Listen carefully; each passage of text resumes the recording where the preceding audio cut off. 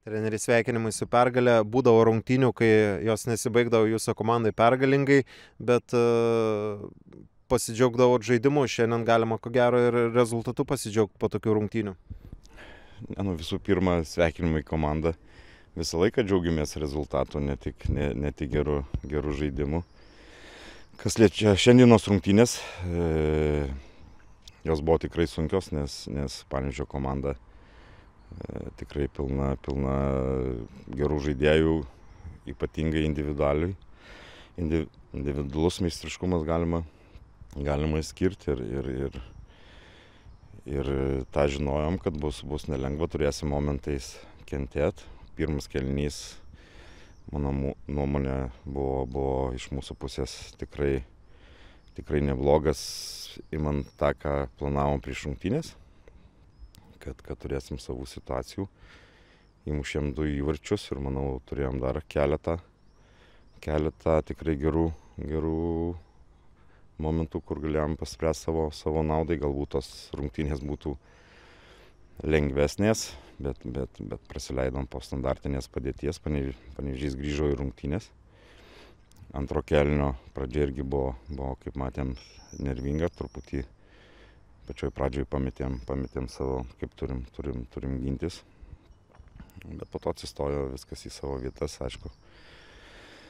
Galbūt daugiau jau turėjom gintis, privertė mus gintis, bet turėjom rezultatą ir matėm, vaikinai kovojo vienas už kitą, taip kad džiaugiamės 3 taškais.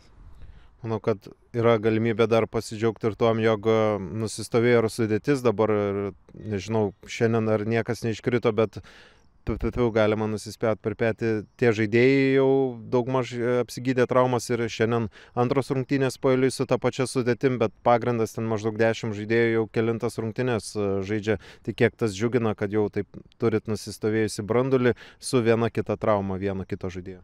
Jo, tai džiugintų kiekvieną trenerį, nes dabar jau tos traumų sumažėjo, grįžta.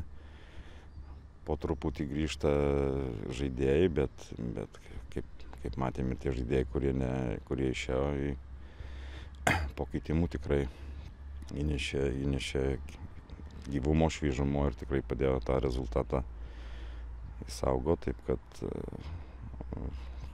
komanda, man svarbiausia komanda, taip kad vaikinai dirba komandai ir dėl to turim rezultatus. Taip gal neplanuotai, gavos trumpa pertrauka, koks planas per tą laiką iki kitų oficialių rungtynių? Jo, truputį čia sujaukė tuos planus, nes kaip aš suprantu, kad komandos žaidžia taurį Europos taurėse, viskas gerai, bet kaip pavyzdį galiu pasakyti, mes kentėsim, nes po to tų rungtynių susidės daug ir dar plus taurė, o turint, kaip pasakyti, trumpą suolą.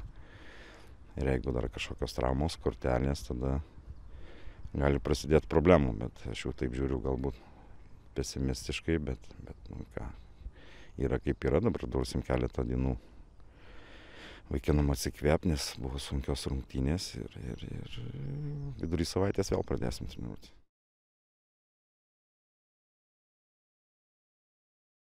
Yeah, we lost 2-1 because I think we made a huge mistake before the first goal. Then we also didn't defend well when they scored the second goal. I think that were more or less two big chances for Sudova, or 2 opportunities for a long time in this game. I think that we managed to control the ball without really creating many chances, but we control the game, which is difficult against Sudova right now. And then we scored before halftime, good moment. And I think that in the second halftime, we really tried hard. We were really working. We were busy to create something, and we had those 3-4 good moments, I think, especially with Smith then, where he didn't manage to finish the situation. So at the end, it's I can say maybe a little bit of unluck today that we didn't score the second goal to at least have 1 point. It's not a lot that I can say negative about my team today. I think against Sudova right now we made actually good game, but we didn't get any points. As you said, it wasn't a bad game, but after loss against Vilnius Žalgiris, you said that about cheap goals, and now again, first half, two quite cheap goals. Yeah, of course, and it's not only today, and it's not only last week against Žalgiris. I think that if you look at the goals that we received this season, I would say now half of them were really stupid, easy, cheap mistakes where the opponent doesn't have to do that much to score. And if you receive that easy goals, not only for 2-3 games throughout the season till now, then of course it's difficult to win games. And then it's probably also okay that we are where we are, because you can't score every game 3-4 goals to win the game. So this is the biggest problem right now, that we give away too easy, too cheap goals. You have one new player on the pitch, maybe he will help more in the future, and you have Siedina Keita. What about him? Maybe he will help in the future. Keita is unfortunately still injured. He arrived and he had some problems with the muscle, and we tried to work with him. He started again with the team, but it was a little bit too early, so now we have to be a little bit patient. So I don't know right now when Keita will be back on the pitch, and I think that Lovro Greifhoner today made a really good game. He helped to structure the team, he helped with this experience. I can see a lot of potential, and I'm really sure that he will help the team a lot.